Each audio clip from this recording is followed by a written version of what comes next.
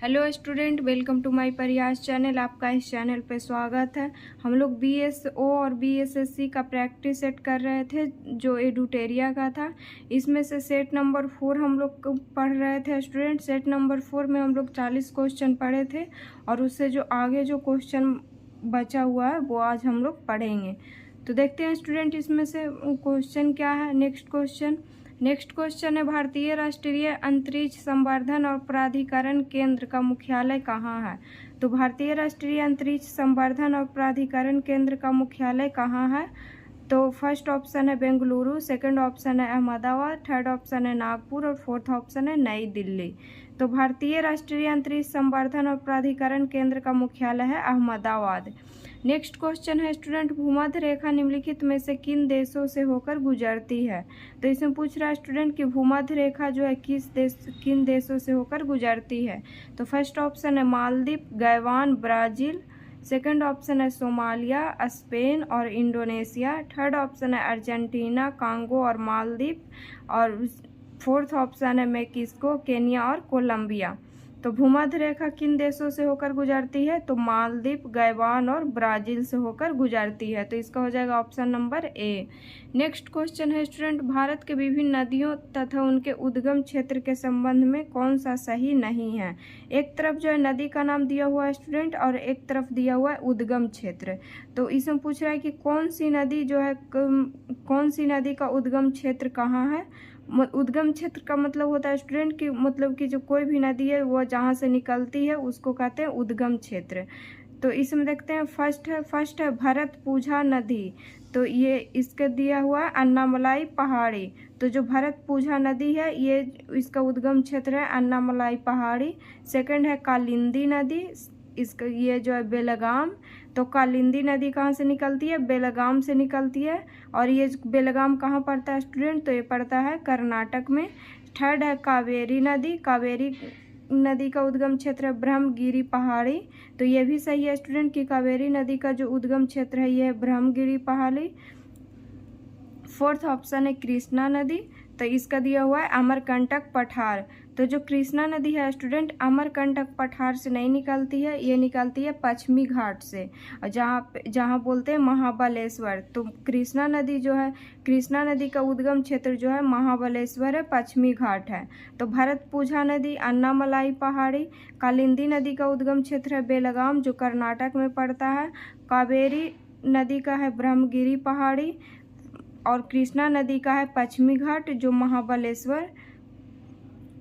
तो इसका जो हो जाएगा स्टूडेंट ऑप्शन नंबर डी हो जाएगा, क्योंकि कृष्णा नदी जो है पश्चिमी घाट महाबलेश्वर जो है इसका उद्गम क्षेत्र है, ना कि अमरकंटक पठार है। नेक्स्ट क्वेश्चन है स्टूडेंट, नीचे सूची 1 को सूची 2 से सुमेलित कीजिए तथा सूचियों के नीचे दिए गए कूट से सही उत्तर चुनिए। तो एक तरफ दिया गया है सूची 1 में देश का नाम और सूची 2 में दिया गया है उसकी राजधानी। तो इसको जो है मिलान करना है स्टूडेंट। तो फर्स्ट है लिथुआनिया की राजधानी कहाँ है। तो लिथुआनिया की जो राजधानी है ये है विनियस। फर्स्ट है स्टूडेंट लिथुआनिया की राजधानी है विनियस। सेकंड है अल्बानिया की राजधानी है तिराना। थर्ड है माली का राजधानी कहाँ है। तो माली का राजधानी है बामाको और फोर्थ है लिंचेस्टीन। तो लिंचेस्टीन का राजधानी है बादूज। तो लिथुआनिया की राजधानी कहाँ है स्टूडेंट, विनियस। अल्बानिया की राजधानी कहाँ है, तिराना। माली का राजधानी कहाँ है, बामाको। और लिंचेस्टीन का राजधानी कहाँ है, तो बादूज है। तो इसका जो हो जाएगा ऑप्शन नंबर सी हो जाएगा स्टूडेंट।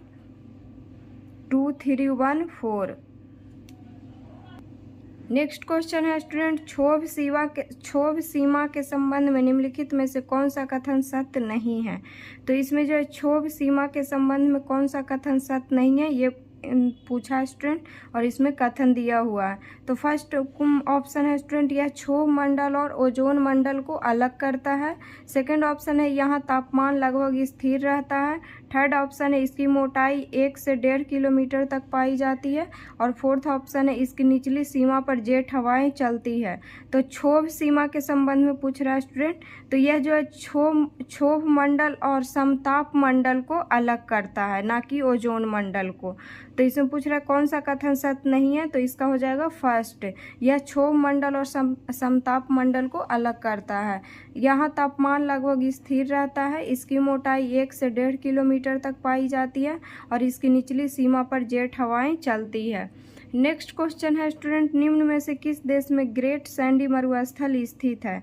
तो पूछ रहा है ग्रेट सैंडी मरुस्थल जो है किस देश में स्थित है। तो फर्स्ट ऑप्शन है उत्तरी अफ्रीका, सेकंड ऑप्शन है ऑस्ट्रेलिया, थर्ड है यूएसए और फोर्थ है ईरान।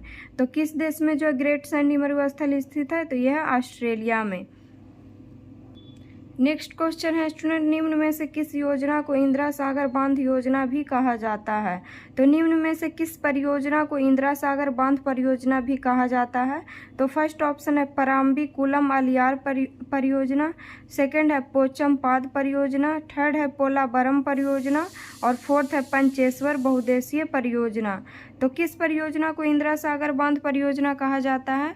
तो पोलावरम परियोजना को जो है इंदिरा सागर बांध परियोजना कहा जाता है। तो ऑप्शन नंबर हो जाएगा सी। नेक्स्ट क्वेश्चन है स्टूडेंट, भारत आने वाले प्रजातियों को सही काल क्रम के अनुसार व्यवस्थित करें। तो इसमें पूछ रहा है स्टूडेंट कि भारत जितने भी प्रजाति आए हैं उनको काल क्रम के अनुसार व्यवस्थित करें कि पहले कौन आए हैं उसके बाद कौन आए हैं। तो फर्स्ट है नार्डिक, सेकंड है भूमध्य सागरीय, थर्ड है निग्रो और फोर्थ है प्रोटो ऑस्ट्रेलियाइड। तो भारत आने वाले प्रजाति में से जो सबसे पहले थे स्टूडेंट वो थे निग्रो, फिर थे प्रोटो ऑस्ट्रेलियाइड और फिर थे भूमध्य सागरीय और फिर थे नार्डिक। तो इसका जो हो जाएगा 3 4 2 1, तो ऑप्शन नंबर हो जाएगा बी स्टूडेंट कि भारत आने वाले प्रजातियों में सही कालक्रम के अनुसार व्यवस्थित करने बोल रहा है। तो इसमें जो पहले आए थे निग्रो आए थे, फिर प्रोटो ऑस्ट्रेलियाइड आए थे, फिर भूमध्य सागरीय आए थे, फिर नार्डिक आए थे। तो ऑप्शन नंबर बी हो जाएगा। नेक्स्ट क्वेश्चन है स्टूडेंट, अखिल भारतीय हस्तकला बोर्ड की स्थापना कब हुई थी। तो अखिल भारतीय हस्तकला बोर्ड की स्थापना कब हुई थी। तो ये फर्स्ट ऑप्शन है 1953, सेकंड है 1948, थर्ड है 1949 और फोर्थ है 1954। तो अखिल भारतीय हस्तकला बोर्ड की स्थापना हुई थी 1953 में। नेक्स्ट क्वेश्चन है स्टूडेंट, भारत में बेरोजगारी के आंकड़े प्रदर्शित करता है। तो भारत में जो है बेरोजगारी के आंकड़े जो है कौन प्रदर्शित करता है। तो फर्स्ट ऑप्शन है स्टूडेंट वित्त आयोग, सेकंड है राष्ट्रीय प्रतिदर्श सर्वेक्षण कार्यालय, थर्ड है केंद्रीय सांख्यिकी संगठन और फोर्थ है इनमें से कोई नहीं। तो भारत में जो बेरोजगारी के जो आंकड़े हैं जो कौन प्रदर्शित करता है, तो राष्ट्रीय प्रतिदर्श सर्वेक्षण कार्यालय जो है आंकड़े जो है प्रदर्शित करता है। इसको इंग्लिश में बोलते हैं NSSO। तो ऑप्शन नंबर हो जाएगा बी। नेक्स्ट क्वेश्चन है स्टूडेंट, निम्न में से कौन सी समिति गरीबों से संबंधित है। तो निम्न में से जो है कौन सी समिति है जो गरीबों से संबंधित है। तो इसमें जो है फर्स्ट ऑप्शन है स्टूडेंट लकड़वाला समिति, सेकंड ऑप्शन है सी रंगराजन समिति, थर्ड ऑप्शन है तेंदुलकर समिति और फोर्थ ऑप्शन है नरसिंहम समिति। तो इसमें पूछ रहा है कि कौन सी समिति जो है गरीबी से संबंधित है। तो इसमें जो लकड़वाला समिति, सी रंगराजन समिति और तेंदुलकर समिति जो है ये जो है गरीबी से संबंधित है। तो इसका हो जाएगा 1 2 और 3। तो ऑप्शन नंबर हो जाएगा बी, केवल 1 2 और 3। नेक्स्ट क्वेश्चन है स्टूडेंट, भारत की जनगणना 2011 के अनुसार सर्वाधिक लिंगानुपात वाला केंद्र शासित प्रदेश कौन सा है। तो भारत की जनगणना 2011 के अनुसार सर्वाधिक लिंगानुपात वाला केंद्र शासित प्रदेश कौन सा है। तो फर्स्ट ऑप्शन है दिल्ली, सेकंड है पुदुचेरी, थर्ड है लक्षद्वीप और फोर्थ है अंडमान निकोबार द्वीप समूह। तो इसमें जो है सर्वाधिक लिंगानुपात वाला केंद्र शासित प्रदेश होगा स्टूडेंट, ये होगा पुदुचेरी। नेक्स्ट क्वेश्चन है स्टूडेंट, राष्ट्रीय हॉर्टिकल्चर मिशन किस पंचवर्षीय योजना में शुरू किया गया था। तो राष्ट्रीय हॉर्टिकल्चर मिशन है जो किस पंचवर्षीय योजना में शुरू किया गया था। तो फर्स्ट ऑप्शन है 11वीं पंचवर्षीय योजना के तहत, सेकंड ऑप्शन है 9वीं पंचवर्षीय योजना के तहत, थर्ड है 8वीं पंचवर्षीय योजना के तहत और फोर्थ है 10वीं पंचवर्षीय योजना के तहत। तो राष्ट्रीय हॉर्टिकल्चर जो मिशन है किस पंचवर्षीय योजना में शुरू किया गया था? तो ये किया गया था 10वीं पंचवर्षीय योजना के तहत जो है शुरू किया गया था। और राष्ट्रीय जो हॉर्टिकल्चर मिशन है जो कब स्टार्ट किया गया था? तो ये शुरू किया गया था 2005-06 में, और 10वीं पंचवर्षीय योजना के तहत ये शुरू किया गया था। नेक्स्ट क्वेश्चन है स्टूडेंट, भारतीय संविधान की प्रस्तावना में उल्लेखित शब्दों का क्रम निम्न में से कौन सा है? तो भारतीय संविधान की प्रस्तावना में उल्लेखित शब्दों का जो है क्रम पूछ रहा है। तो फर्स्ट ऑप्शन है स्टूडेंट समाजवादी, पंथ निरपेक्ष, संपूर्ण प्रभुत्व, संपन्न, लोकतंत्रात्मक गणराज्य। तो फर्स्ट है समाजवादी, पंथ निरपेक्ष, संपूर्ण प्रभुत्व, संपन्न, लोकतंत्रात्मक गणराज्य। सेकंड है संपूर्ण प्रभुत्व, संपन्न, फिर है समाजवादी, फिर है पंथ निरपेक्ष और फिर है लोकतंत्रात्मक गणराज्य। थर्ड ऑप्शन है स्टूडेंट पंथ निरपेक्ष, फिर है समाजवादी, फिर है संपूर्ण प्रभुत्व संपन्न और फिर है लोकतंत्रात्मक गणराज्य। तो इसमें पूछ रहा है स्टूडेंट की प्रस्तावना में जो है कौन सा क्रम सही है? तो इसका हो जाएगा ऑप्शन नंबर बी है स्टूडेंट, क्योंकि संपूर्ण प्रभुत्व संपन्न, फिर है समाजवादी, फिर है पंथ निरपेक्ष, उसके बाद है लोकतंत्रात्मक गणराज्य। तो ऑप्शन नंबर बी हो जाएगा। नेक्स्ट क्वेश्चन है स्टूडेंट, निम्नलिखित युग्मों में से कौन सा युग्म सही सुमोलित नहीं है? तो एक तरफ अनुच्छेद दिया हुआ है स्टूडेंट और उसमें पूछ रहा है कि इस अनुच्छेद में क्या है। तो अनुच्छेद 126 उच्चतम न्यायालय में तदर्थ न्यायाधीश की नियुक्ति। तो अनुच्छेद 126 के अंतर्गत उच्चतम न्यायालय में तदर्थ न्यायाधीश की नियुक्ति होती है जो पूछ रहा है, तो नहीं। अनुच्छेद 132 में उच्चतम न्यायालय की अपीलीय अधिकारिता, ये सही है कि अनुच्छेद 132 में उच्चतम न्यायालय की अपीलीय अधिकारिता आता है। और थर्ड ऑप्शन है अनुच्छेद 143 में उच्चतम न्यायालय की परामर्श शक्ति होती है। और अनुच्छेद 125 में न्यायाधीशों के वेतन है, ये भी सही है। तो इसका जो हो जाएगा ऑप्शन नंबर ए हो जाएगा स्टूडेंट, ये गलत है, बाकी सब सही है। नेक्स्ट क्वेश्चन है स्टूडेंट, वैश्विक जलवायु स्थिति रिपोर्ट प्रत्येक वर्ष किस संगठन द्वारा जारी की जाती है? तो वैश्विक जलवायु स्थिति रिपोर्ट जो है प्रत्येक वर्ष किस संगठन के द्वारा जारी की जाती है? तो फर्स्ट ऑप्शन है संयुक्त राष्ट्र पर्यावरण कार्यक्रम UNEP, united nation environment programme. Second है जलवायु परिवर्तन पर अंतर सरकारी पैनल IPCC। थर्ड है जलवायु परिवर्तन पर संयुक्त राष्ट्र फ्रेमवर्क कन्वेंशन UNFCCC। और डी है विश्व मौसम विज्ञान संगठन WMO। तो इसमें पूछ रहा है कि वैश्विक जलवायु स्थिति रिपोर्ट प्रत्येक वर्ष किस संगठन द्वारा जारी की जाती है? तो ये जारी किया जाता है विश्व मौसम विज्ञान संगठन के द्वारा। नेक्स्ट क्वेश्चन है स्टूडेंट, केंद्रीय बजट 2023-24 के अनुसार अमृतकाल सप्तऋषि प्राथमिकताओं में जो है कौन शामिल नहीं है?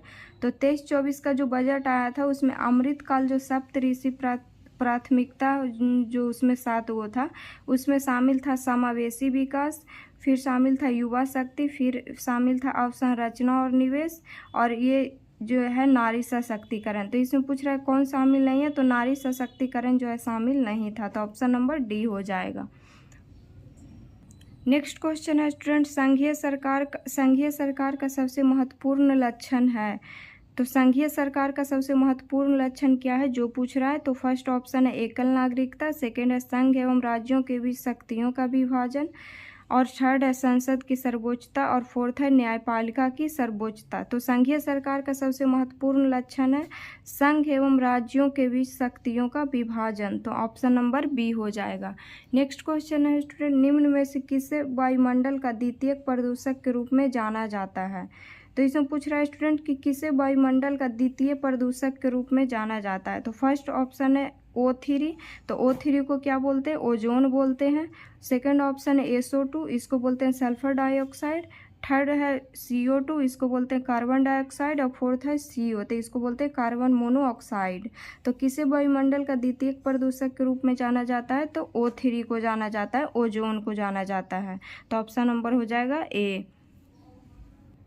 नेक्स्ट क्वेश्चन है स्टूडेंट, भारतीय संविधान के किस संशोधन के तहत उच्च न्यायालय के न्यायाधीशों की सेवानिवृत्ति की आयु 60 से 62 वर्ष की गई थी? तो भारतीय संविधान के किस संशोधन के तहत उच्च न्यायालय के न्यायाधीशों की सेवानिवृत्ति जो है नियुक्ति जो है 60 से 62 वर्ष की गई थी। तो फर्स्ट है 42वें संशोधन के तहत, सेकंड ऑप्शन है 15वें, थर्ड है 7वें और डी है इनमें से कोई नहीं। तो इसमें जो है किस संशोधन के तहत किया गया था, तो 15वें संशोधन के तहत जो है किया गया था। तो ऑप्शन नंबर हो जाएगा बी। नेक्स्ट क्वेश्चन है स्टूडेंट, विश्व रेबीज दिवस कब मनाया जाता है? तो विश्व रेबीज दिवस जो है कब मनाया जाता है, तो ये मनाया जाता है 28 सितंबर को। तो विश्व रेबीज दिवस कब मनाया जाता है, तो ये मनाया जाता है 28 सितंबर को। नेक्स्ट क्वेश्चन है स्टूडेंट, फरवरी 2025 में आर्टिफिशियल इंटेलिजेंस एक्शन समिट का आयोजन कहाँ किया गया? तो फरवरी 2025 में AI एक्शन समिट का आयोजन कहाँ किया गया, ये पूछ रहा है। तो फर्स्ट ऑप्शन है रूस, सेकंड है अमेरिका, थर्ड है फ्रांस और फोर्थ है ब्रिटेन। तो जो आर्टिफिशियल इंटेलिजेंस एक्शन का समिट का आयोजन किया गया, ये किया गया है फ्रांस में। तो ऑप्शन नंबर सी हो जाएगा।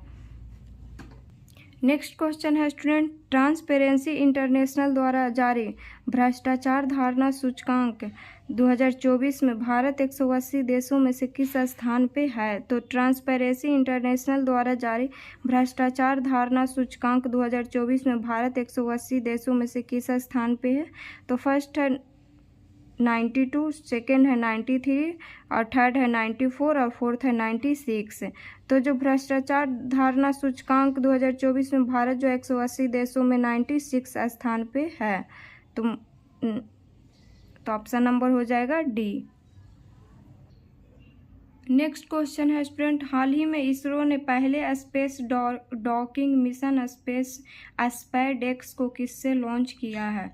तो हाल ही में इसरो ने पहले स्पेस डॉकिंग मिशन स्पैडेक्स को किससे लॉन्च किया है? तो फर्स्ट ऑप्शन है PSLV-C58, सेकेंड ऑप्शन है PSLV-C59, थर्ड ऑप्शन है PSLV-60 और डी ऑप्शन कोई नहीं। तो ये जो है पहले स्पेस डॉकिंग मिशन स्पेडेक्स को किससे लॉन्च किया गया है? तो ये लॉन्च किया गया है PSLV-C60 से। तो PSLV का फुल फॉर्म क्या होता है स्टूडेंट? तो इसका फुल फॉर्म होता है polar satellite launch vehicle. Next question है स्टूडेंट, सातों महाद्वीपों की सबसे ऊंची चोटी पर चढ़ाई करने वाली दुनिया की सबसे कम उम्र की महिला पर्वतारोही कौन बनी है?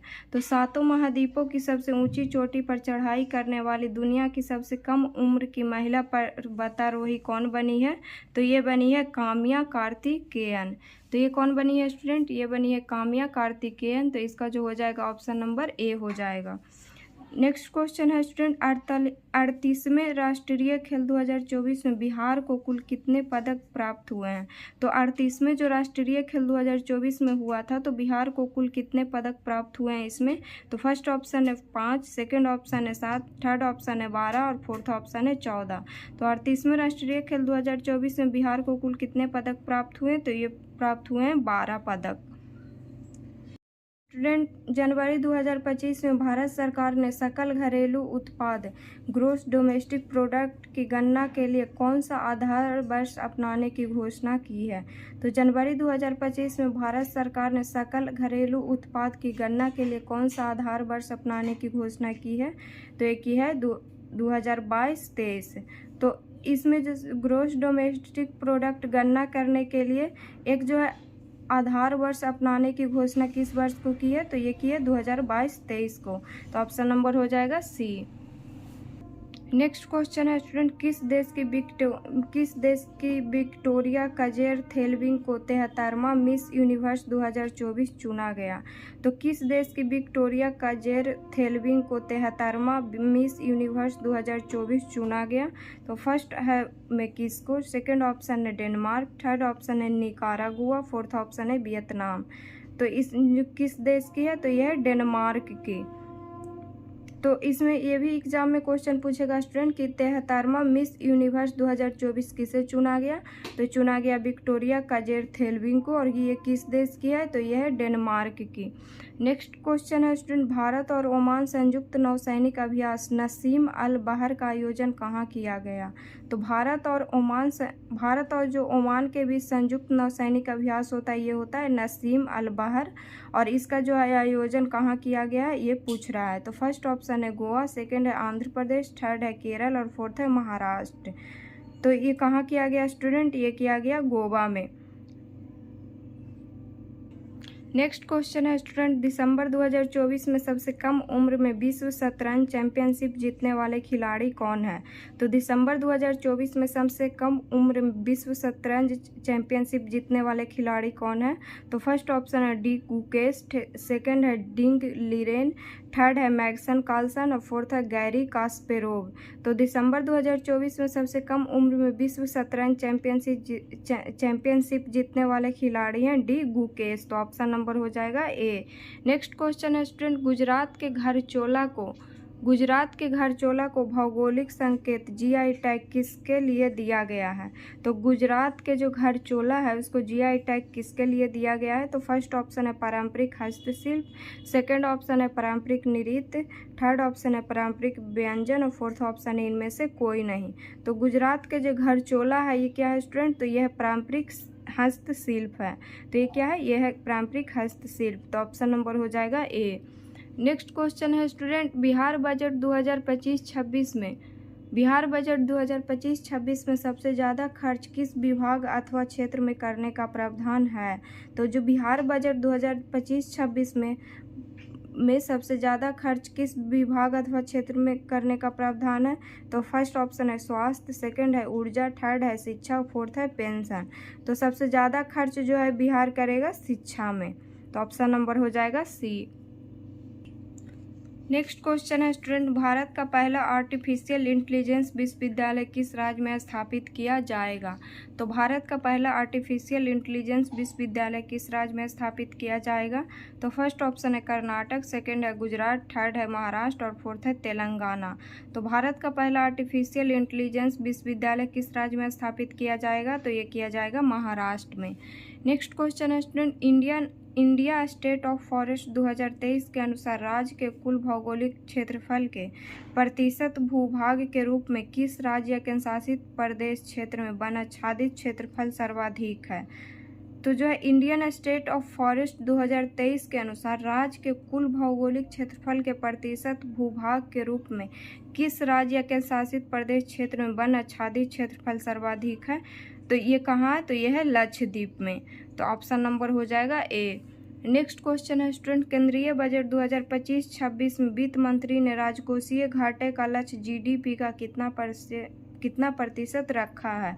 तो जो केंद्रीय बजट 2025-26 में वित्त मंत्री ने राजकोषीय घाटा का लक्ष्य जीडीपी का कितना % रखा है ये पूछ रहा है। तो ये रखा है स्टूडेंट 4.4%। तो राजकोषीय घाटे का लक्ष्य जीडीपी का कितना % रखा है? तो 4.4% रखा है। नेक्स्ट क्वेश्चन है स्टूडेंट, नेक्स्ट क्वेश्चन है, वर्ष 2025 में कितने व्यक्तियों को पद्म पुरस्कार दिए जाने की घोषणा केंद्र सरकार द्वारा की गई है? तो वर्ष 2025 में कितने व्यक्तियों को पद्म पुरस्कार दिए जाने की घोषणा केंद्र सरकार द्वारा की गई है? तो फर्स्ट ऑप्शन है 134, सेकंड ऑप्शन है 139, थर्ड ऑप्शन है 141 और फोर्थ ऑप्शन है 142। तो 2025 में जो है कितने व्यक्तियों को पद्म पुरस्कार दिए जाने की घोषणा केंद्र सरकार द्वारा की गई है? तो 139 व्यक्तियों को। तो ऑप्शन नंबर हो जाएगा बी। तो आज हम लोग सेट नंबर 4 जो है ख़त्म कर लिया स्टूडेंट। नेक्स्ट है सेट नंबर 5, वो हम लोग कल पढ़ेंगे। तो अगर वीडियो अच्छा लगे तो लाइक कीजिएगा और चैनल को सब्सक्राइब कीजिएगा।